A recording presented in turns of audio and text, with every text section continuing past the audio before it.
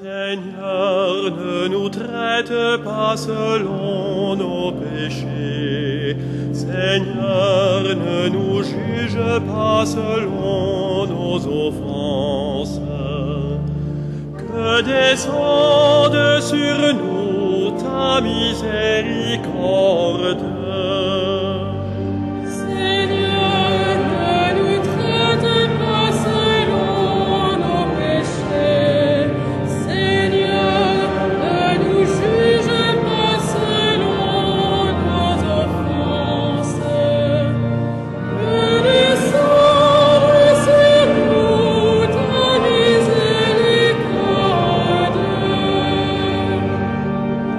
Aide-nous, Seigneur, ô Dieu notre Sauveur, délivre-nous pour la gloire de ton nom. Seigneur, ne nous traite pas selon nos péchés. Seigneur, ne nous juge pas selon nos offenses.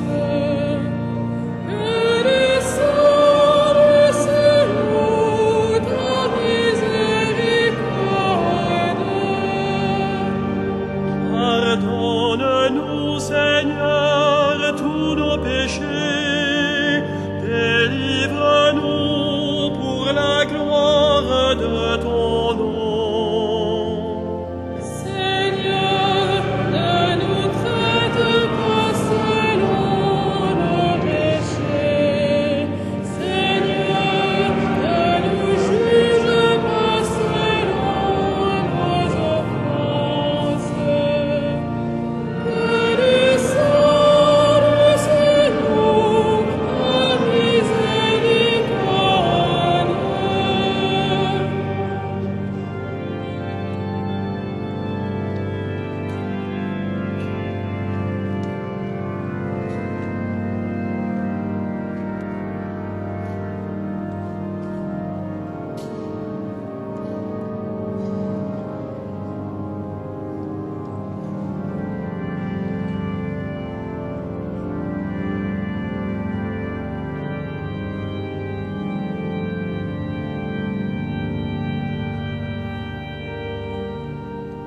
Gloire à toi, Seigneur, dans les siècles sans fin.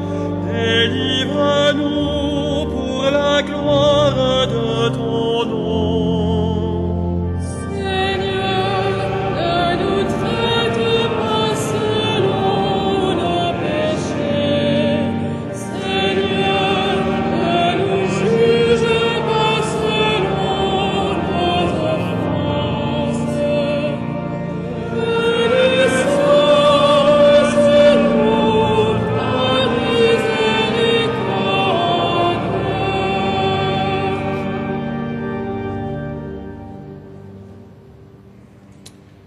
Au nom du Père et du Fils et du Saint-Esprit, la paix soit avec vous. Seigneur, ne nous traite pas selon nos péchés, ne nous juge pas selon nos offenses.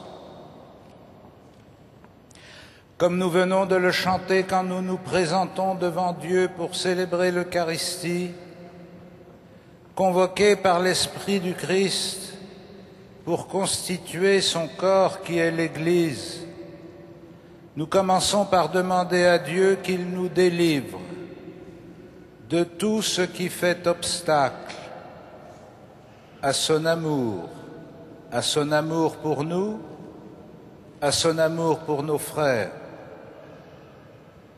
de tout ce qui instaure entre nous des barrières, des frontières, des rejets. Que le Seigneur nous délivre de tous nos péchés.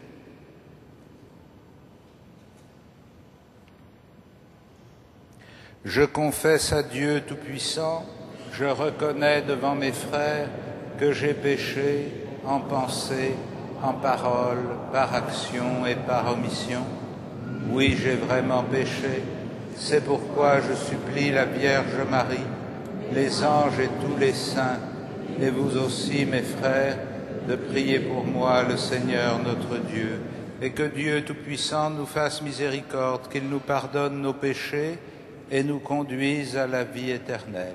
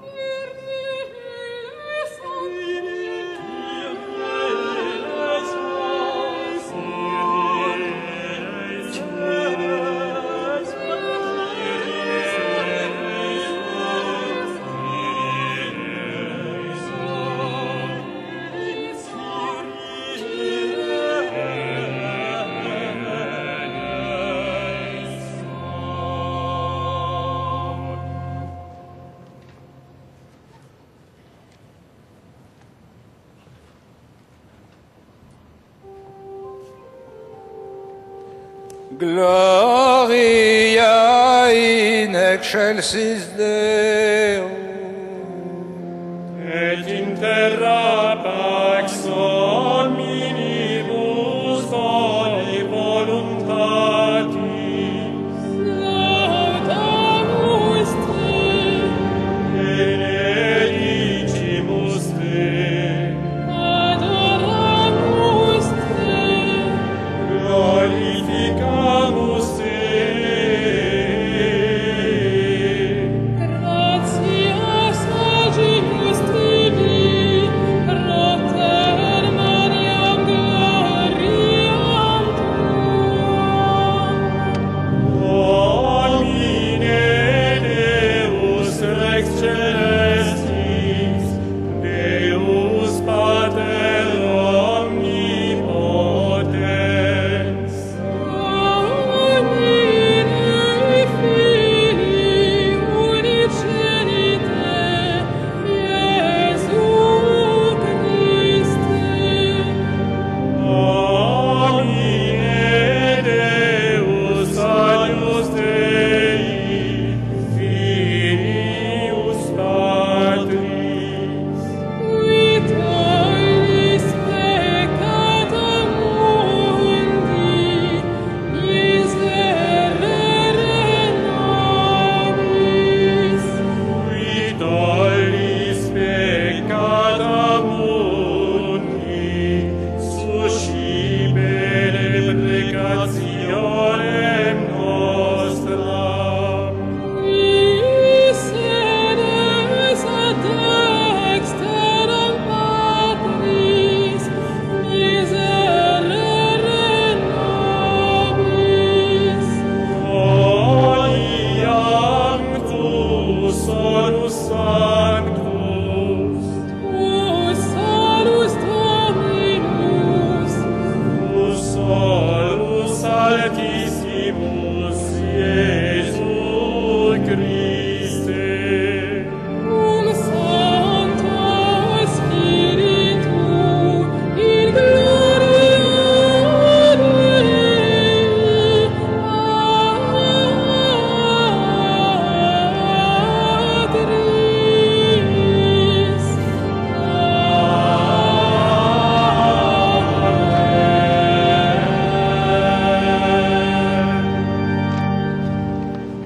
Prions le Seigneur.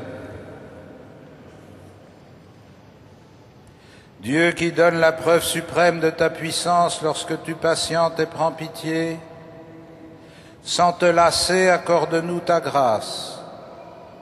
En nous hâtant vers les biens que tu promets, nous parviendrons au bonheur du ciel, par Jésus-Christ, ton Fils, notre Seigneur et notre Dieu, qui vit et règne avec toi et le Saint-Esprit, maintenant et pour les siècles des siècles.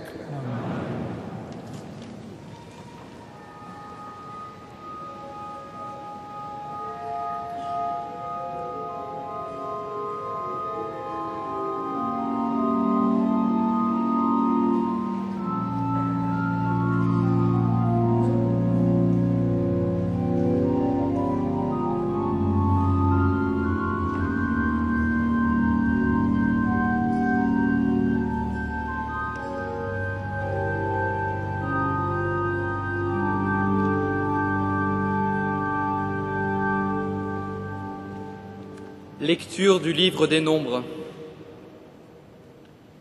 Le Seigneur descendit dans la nuée pour s'entretenir avec Moïse. Il prit une part de l'esprit qui reposait sur celui-ci et le mit sur les 70 anciens du peuple. Dès que l'esprit reposa sur eux, ils se mirent à prophétiser, mais cela ne dura pas. Or, 2 hommes étaient restés dans le camp. L'un s'appelait Eldad et l'autre Médad. L'esprit reposa sur eux. Bien que n'étant pas venus à l'attente de la rencontre, ils comptaient parmi les anciens qui avaient été choisis, et c'est dans le camp qu'ils se mirent à prophétiser. Un jeune homme courut annoncer à Moïse: Eldad et Médad prophétisent dans le camp. Josué, fils de Noun, serviteur de Moïse depuis sa jeunesse, prit la parole. « Moïse, mon maître, arrête-les. » Mais Moïse lui dit: « Serais-tu jaloux pour moi? Ah, si le Seigneur pouvait mettre son esprit sur eux pour faire de son peuple un peuple de prophètes. » Parole du Seigneur.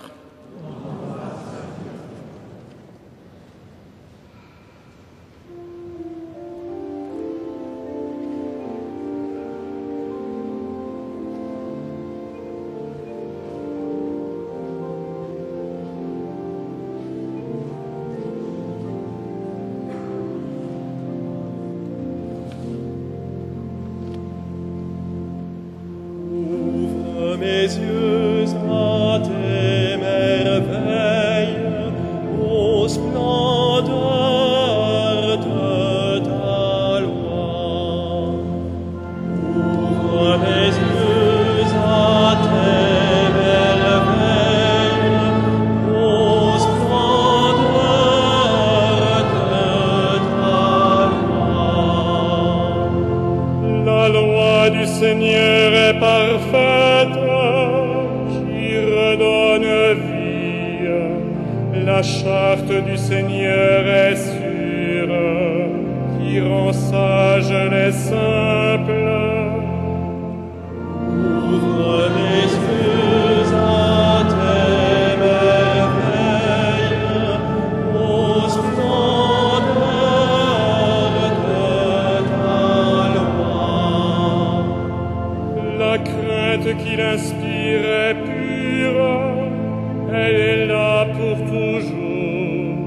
Les décisions du Seigneur sont justes et vraiment équitables.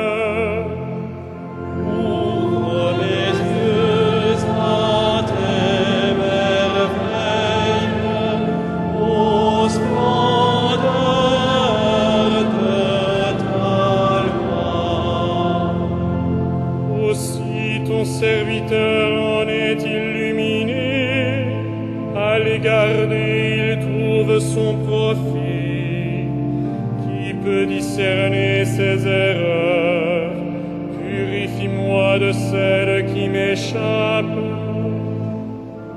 Ouvre mes yeux à tes merveilles, ô splendeur de ta loi. Préserve aussi ton serviteur de l'orgueil, qu'il n'ait sur moi aucune emprise. Alors je serai sans reproche, pur d'un grand péché. Ouvre mes yeux à tes merveilles,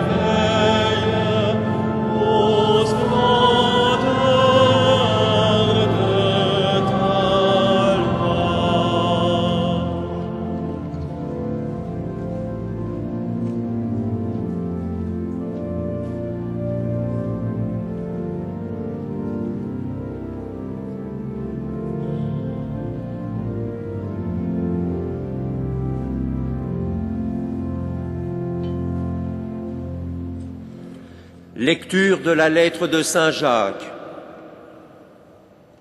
Écoutez-moi, vous les gens riches. Pleurez, lamentez-vous, car des malheurs vous attendent. Vos richesses sont pourries, vos vêtements sont mangés des mites, votre or et votre argent sont rouillés. Cette rouille vous accusera, elle dévorera vos chairs comme un feu. Vous avez amassé de l'argent alors que nous sommes dans les derniers temps. Des travailleurs ont moissonné vos terres et vous ne les avez pas payés. Leur salaire crie vengeance et les revendications des moissonneurs sont arrivées aux oreilles du Seigneur de l'univers. Vous avez recherché sur terre le plaisir et le luxe, et vous avez fait bombance pendant qu'on massacrait des gens. Vous avez condamné le juste et vous l'avez tué sans qu'il vous résiste. Parole du Seigneur.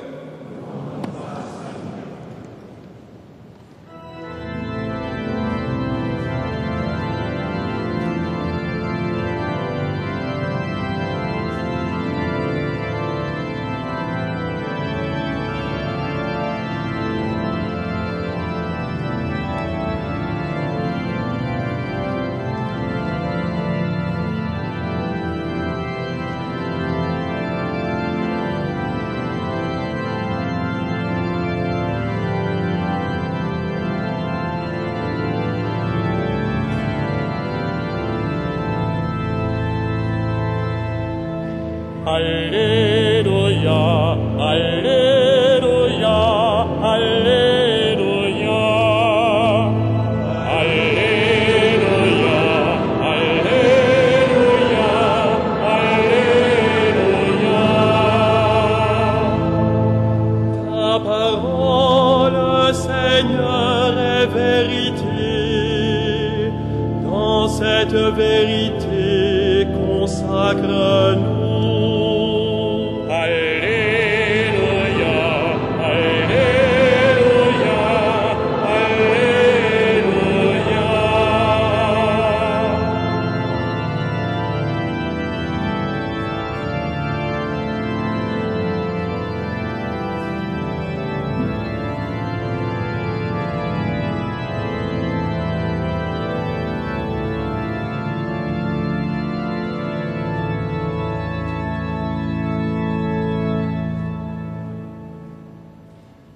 Le Seigneur soit avec vous. Évangile de Jésus-Christ selon saint Marc.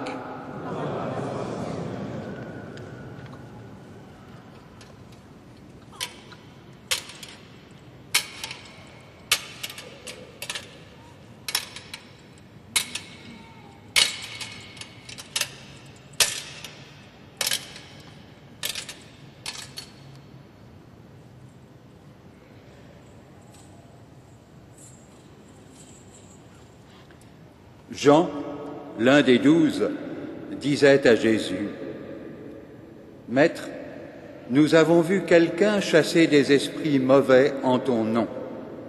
Nous avons voulu l'en empêcher, car il n'est pas de ceux qui nous suivent. » Jésus répondit: « Ne l'empêchez pas, car celui qui fait un miracle en mon nom ne peut pas, aussitôt après, mal parler de moi. Celui qui n'est pas contre nous est pour nous. Et celui qui vous donnera un verre d'eau au nom de votre appartenance au Christ, amen, je vous le dis, il ne restera pas sans récompense. Celui qui entraînera la chute d'un seul de ces petits qui croient en moi, mieux vaudrait pour lui qu'on lui attache au cou une de ces meules que tournent les ânes et qu'on le jette à la mer. Et si ta main t'entraîne au péché, coupe-la. Il vaut mieux entrer manchot dans la vie éternelle que d'être jeté avec tes deux mains dans la géhenne, là où le feu ne s'éteint pas. Si ton pied t'entraîne au péché, coupe-le. Il vaut mieux entrer estropié dans la vie éternelle que d'être jeté avec tes 2 pieds dans la géhenne. Si ton œil t'entraîne au péché, arrache-le. Il vaut mieux entrer borgne dans le royaume de Dieu que d'être jeté avec tes 2 yeux dans la géhenne, là où le ver ne meurt pas et où le feu ne s'éteint pas. Acclamons la parole de Dieu. Louange à toi, Seigneur Jésus.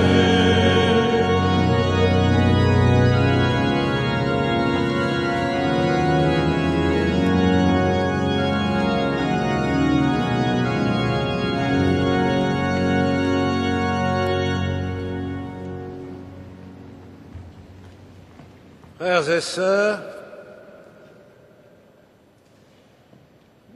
la suite de la lecture continue de l'Évangile de Marc développe les enseignements que Jésus donne à ses disciples pour les aider à entrer peu à peu dans l'expérience vécue du royaume qui est en train d'advenir. Au cours des 2 dimanches précédents, nous avons vu comment l'annonce de la Passion détruisait l'image d'un Messie triomphant. Nous avons vu comment, dimanche dernier, la discussion des apôtres pour savoir lequel d'entre eux serait le premier après le départ du Christ a permis que Jésus développe devant eux le profil d'un serviteur. Et voici qu'aujourd'hui, la réflexion qui nous est proposée ouvre notre attention sur la composition de ce groupe qui devient l'Église du Christ. Comment y entre-t-on? Quelles en sont les frontières? Et qui décide qui est dedans et qui est dehors? La remarque de Jean, l'un des membres du groupe des 12, sur cet homme qui chassait les démons au nom du Christ et qu'il accuse de n'être pas légitime puisqu'il ne fait pas partie de leur groupe et qu'ils ne le suivent pas depuis le début. Il n'est pas de ceux qui nous suivent, dit-il. Cette remarque nous invite évidemment à comprendre une sorte de tentation permanente. Et cette tentation permanente est la suivante.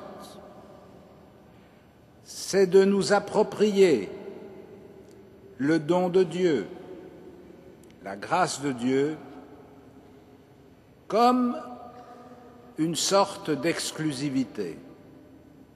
De même que les 70 qui avaient reçu l'Esprit à l'attente de la rencontre n'acceptaient pas que 2 de leurs concitoyens qui faisaient partie du peuple, qui étaient dans le camp, mais qui ne faisaient pas partie du groupe des 70 qui avaient reçu l'Esprit, ils n'acceptaient pas que ces 2, Eldad et Médad, puissent bénéficier du même don de prophétie qu'ils avaient eux-mêmes reçu. Comme si le don de Dieu à peine reçu constituait une sorte de clôture, une sorte de fermeture qui empêche ceux qui n'y ont pas encore de part à entrer dans le groupe des élus. Et nous le savons bien, cette tentation de faire de l'élection une exclusivité va être tout au long de l'histoire d'Israël la tentation centrale. Si nous sommes le peuple élu, les autres n'ont pas accès. Mais cette tentation va se retrouver dans l'Église elle-même. Si nous sommes l'Église du Christ, si nous le suivons, alors les autres n'ont pas part à la grâce. Cette vision exclusiviste qui conduit inexorablement, si on n'y prend pas garde et si on ne la combat pas, qui conduit inexorablement le groupe des disciples du Christ à se refermer sur lui-même et d'une certaine façon à s'étouffer de ses propres dons. Cette perspective exclusiviste est le premier obstacle à la mission de l'Église. Car la mission de l'Église, ce n'est pas de se refermer sur les dons que Dieu lui a faits, mais c'est au contraire d'être perpétuellement en quête, à la recherche des signes et des traces de l'action de Dieu dans le cœur des hommes et dans le monde, d'être perpétuellement à l'écoute des signaux qui indiquent que Dieu a touché tel ou tel, même s'il ne fait pas partie de l'Église, même s'il ne fait pas partie de notre communauté particulière. Celui qui n'est pas contre nous est pour nous, dit Jésus. C'est dire à quel point le seuil d'exigence que le Christ formule pour reconnaître les siens dans le monde est un seuil très tolérant. Il se contente de n'avoir pas de déclaration d'hostilité.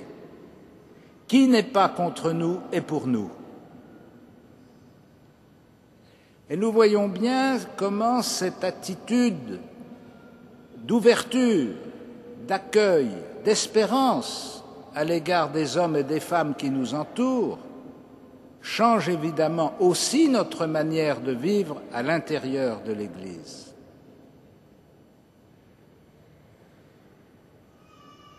Elle nous apprend que Dieu agit dans le monde de toutes sortes de façons que nous ne maîtrisons pas et que nous ne pouvons pas maîtriser. Être missionnaire, ça n'est pas aller imposer son point de vue à d'autres, c'est rencontrer les autres pour reconnaître ce que Dieu veut faire avec eux.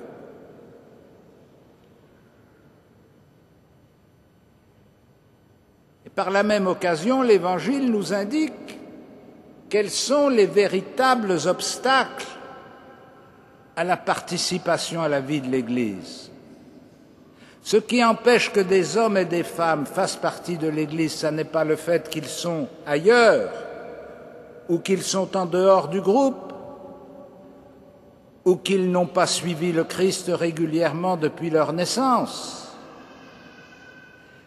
Ce qui empêche que des hommes et des femmes fassent partie de l'Église, ce sont les scandales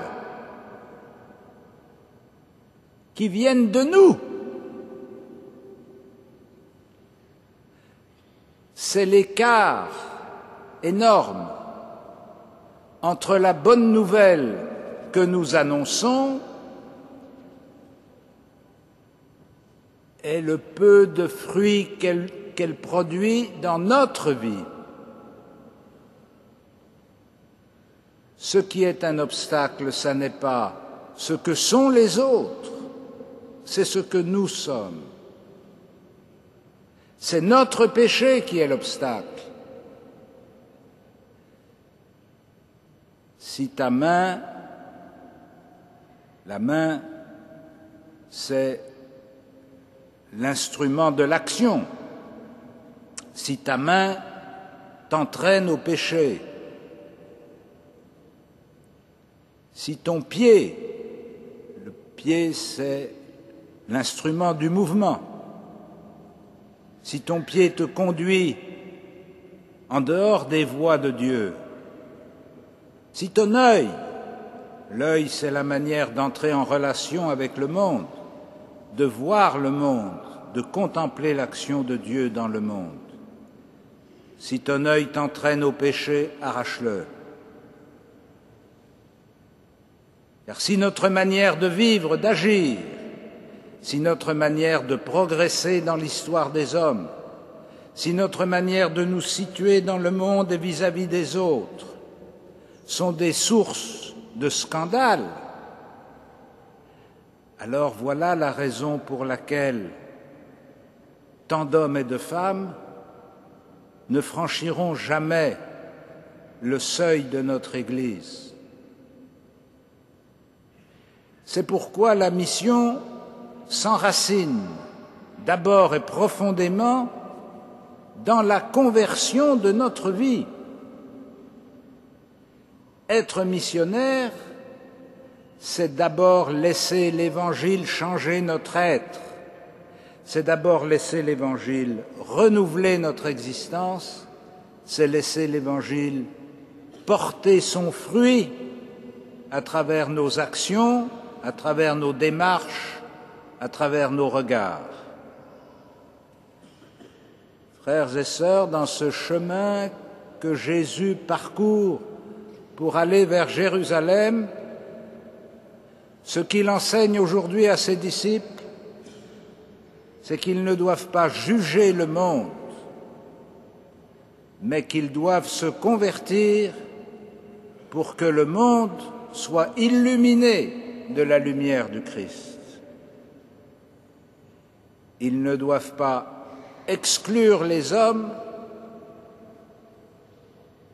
non seulement en leur interdisant de participer à la vie du Christ, mais encore en les repoussant, en leur donnant le dégoût de la fréquentation du Christ en raison de l'image que nous donnons de lui. Prions Dieu que notre participation à l'Eucharistie, qui est le meilleur signe de notre élection et de notre participation au groupe des disciples du Christ,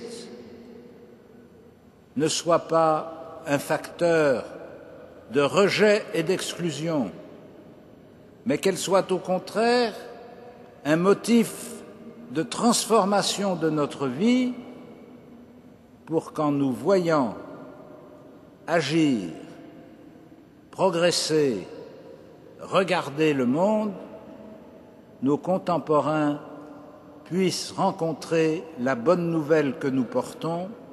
Amen.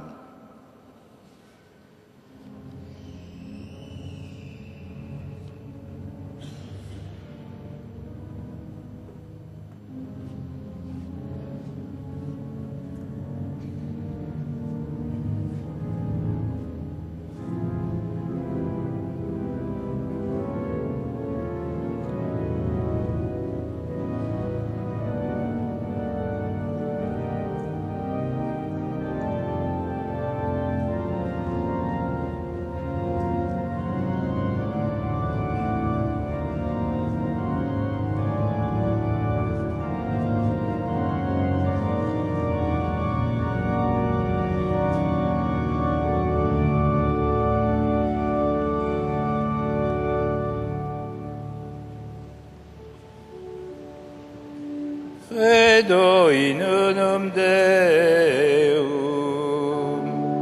Patrem omnipotentem, factorem celi et terrae, visibilium omnium et invisibilium. Et in unum Dominum Iesum Christum, Filium Dei uniceritum, Et ex Patre natum ante omnia saecula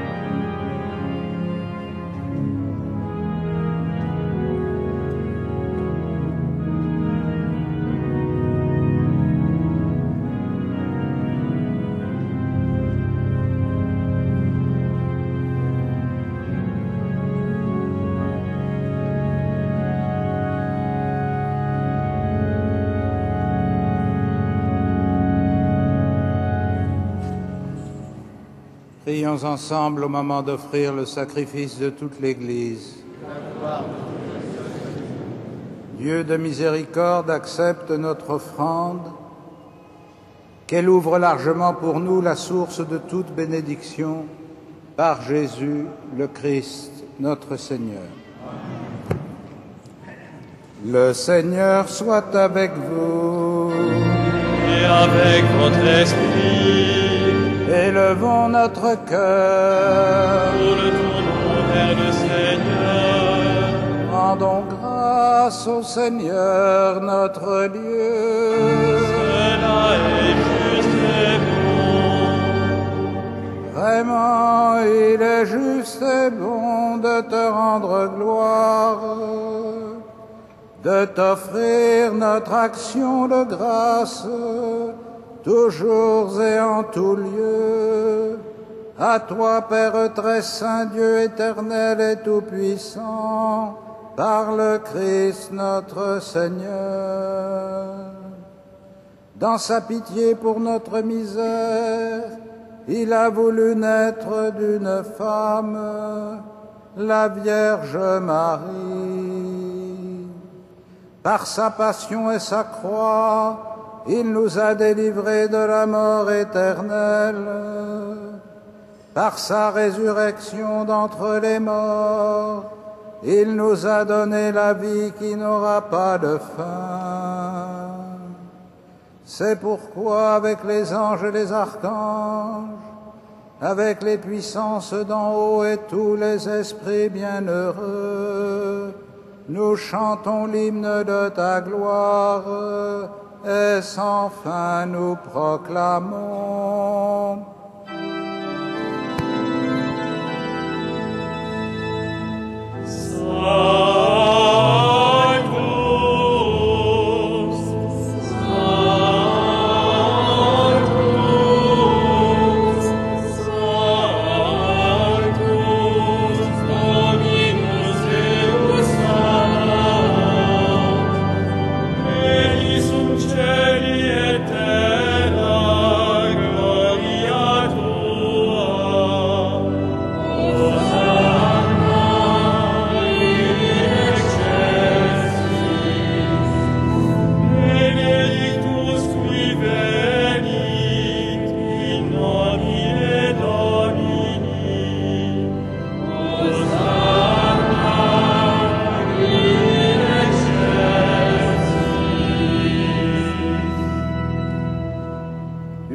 Saint Dieu de l'univers, et toute la création proclame ta louange.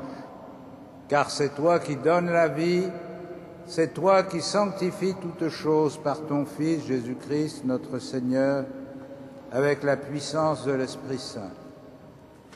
Et tu ne cesses de rassembler ton peuple afin qu'il te présente partout dans le monde une offrande pure. C'est pourquoi nous voici rassemblés devant toi et dans la communion de toute l'Église en ce premier jour de la semaine. Nous célébrons le jour où le Christ est ressuscité d'entre les morts. Par lui que tu as élevé à ta droite, Dieu, nous te supplions de consacrer toi-même les offrandes que nous apportons. Sanctifie-les par ton esprit pour qu'elles deviennent le corps et le sang de ton Fils, Jésus-Christ notre Seigneur, qui nous a dit de célébrer ce mystère. La nuit même où il fut livré, il prit le pain. En te rendant grâce, il le bénit, il le rompit et le donna à ses disciples en disant : « Prenez et mangez-en tous, ceci est mon corps livré pour vous. »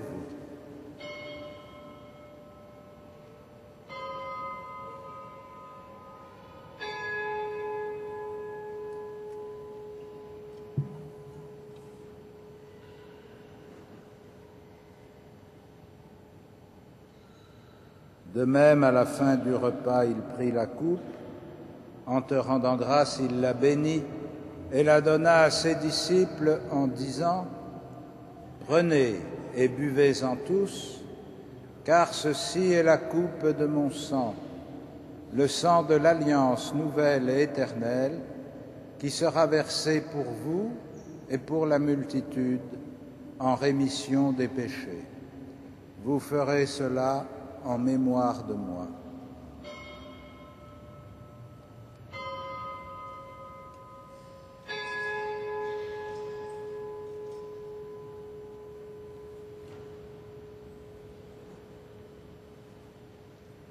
Il est grand le mystère de la foi. Nous proclamons ta mort, Seigneur Jésus. Nous célébrons ta résurrection. Nous attendons ta venue dans la gloire.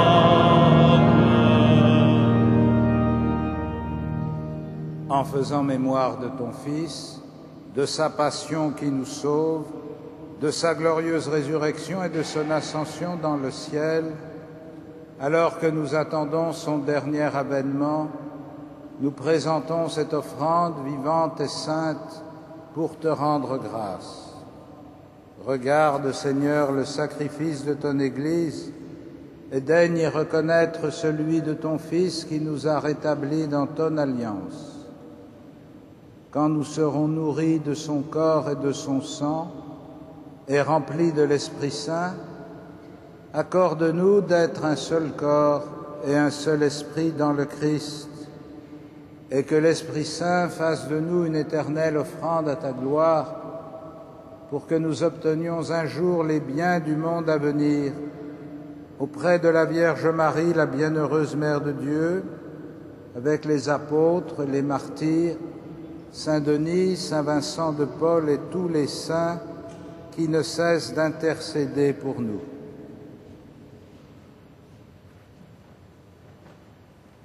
Et maintenant, nous te supplions, Seigneur, par le sacrifice qui nous réconcilie avec toi, étends au monde entier le salut et la paix. Affermis la foi et la charité de ton Église, au long de son chemin sur la terre. Veille sur ton serviteur, le pape Benoît XVI, et notre archevêque André, l'ensemble des évêques, les prêtres, les diacres et tout le peuple des rachetés. Écoute les prières de ta famille assemblée devant toi et ramène à toi perpétuellement tous tes enfants dispersés.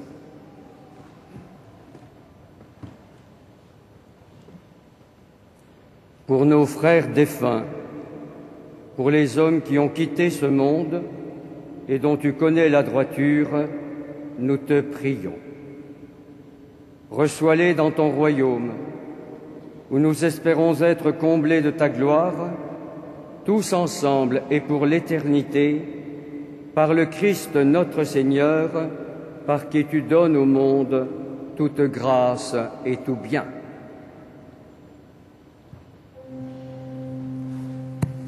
Par lui, avec lui et en lui. Amen. À toi, Dieu le Père Tout-Puissant, dans l'unité du Saint-Esprit. Amen. Tout honneur et toute gloire pour les siècles des siècles.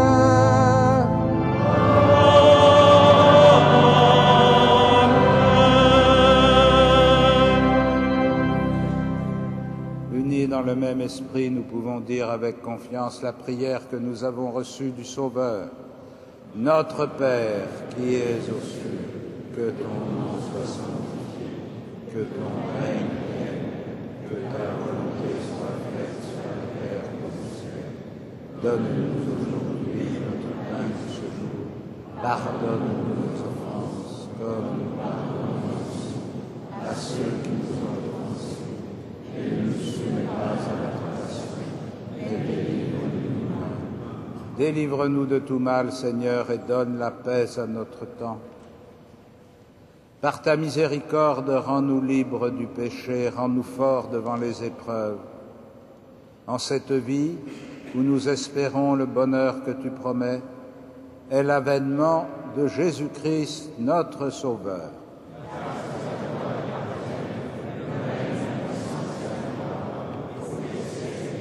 Seigneur Jésus-Christ, tu as dit à tes apôtres, je vous laisse la paix, je vous donne ma paix. Ne regarde pas nos péchés, mais la foi de ton Église. Pour que ta volonté s'accomplisse, donne-lui toujours cette paix et conduis-la vers l'unité parfaite, toi qui règnes pour les siècles des siècles. Et que la paix du Seigneur soit toujours avec vous. Frères et sœurs, dans la charité du Christ, partageons cette paix qui nous vient de Dieu. Amen.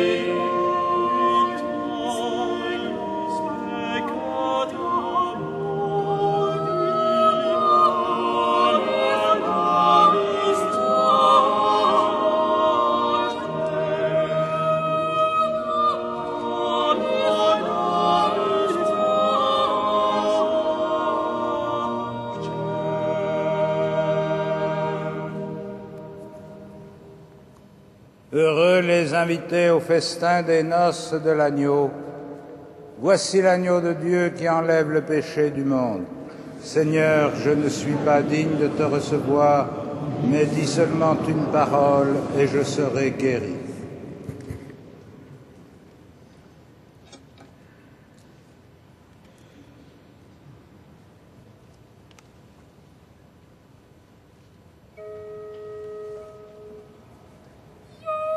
Oh,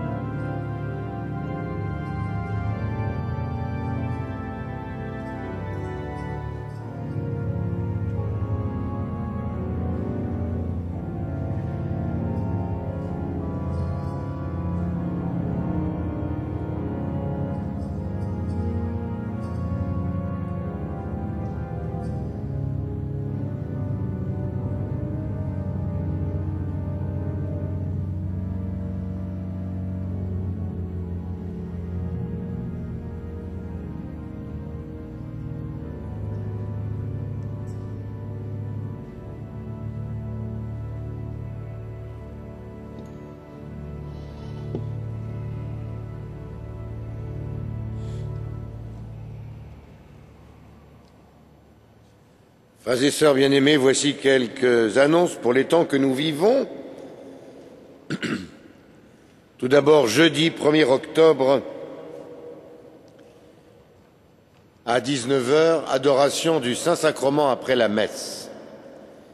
Vendredi 2 octobre, premier vendredi du mois, 15h, vénération de la Sainte Couronne d'Épines. Le week-end prochain, le 3 et le 4 octobre, beaucoup d'activités le jour et la nuit et à toute heure. Tout d'abord, le 3 octobre, samedi donc, après la messe du soir à 18h30, à 20h30, un concert de chant grégorien donné par la maîtrise Notre-Dame de Paris ouvrira l'opération Nuit Blanche.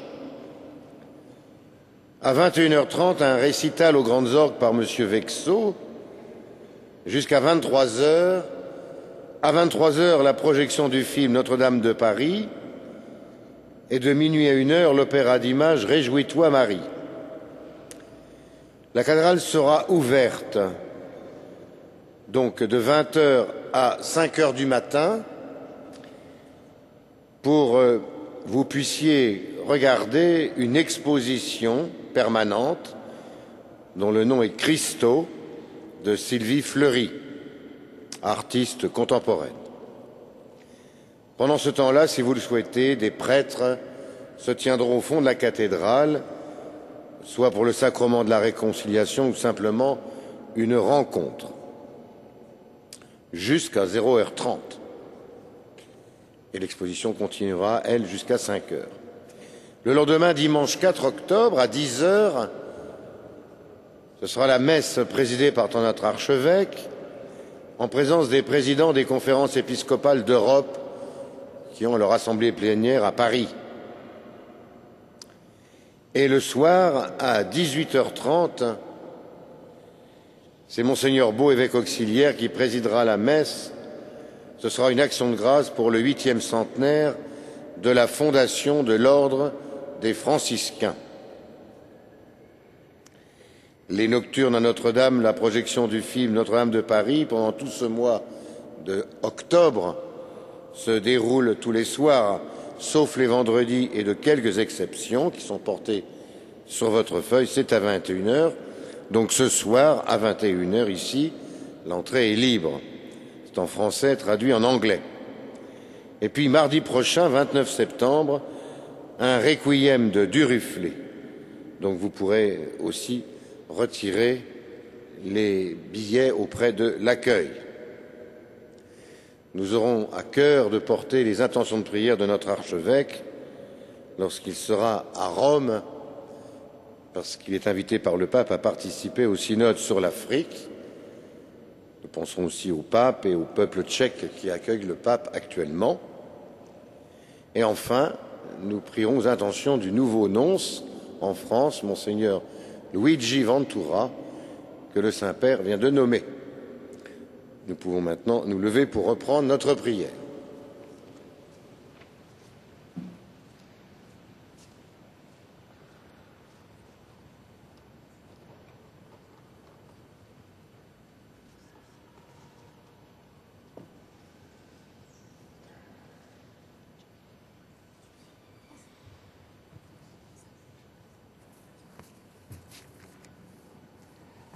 Seigneur, que cette Eucharistie renouvelle nos esprits et nos corps et qu'elle nous donne part à l'héritage glorieux de celui qui nous unit à son sacrifice lorsque nous proclamons sa mort, lui qui vit et règne avec toi et le Saint-Esprit maintenant et pour les siècles des siècles. Amen.